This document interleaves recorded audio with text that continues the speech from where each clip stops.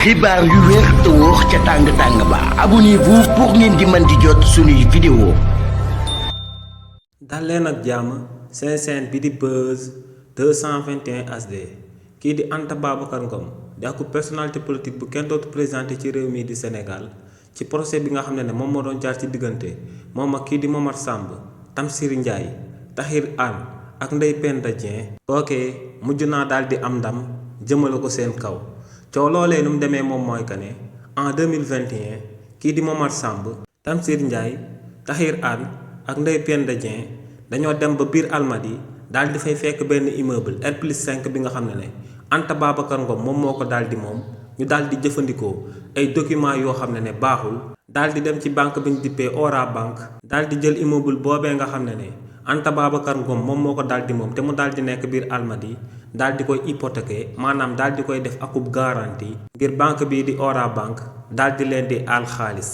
ginnaaw nag ba kii di Anta Babacar Ngom mi nga xam ne moom immeuble boobee nga xam ne ginnaaw bañ ko xaymaa daa toll ci 5 milliards de francs CFA yëgee li ni mel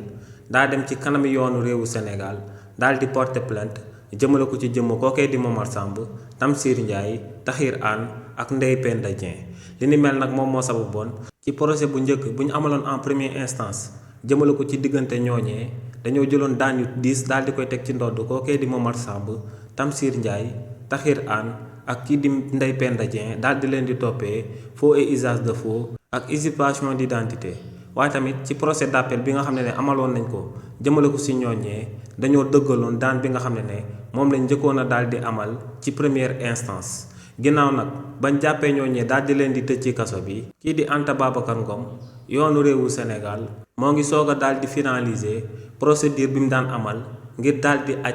luñ jëloon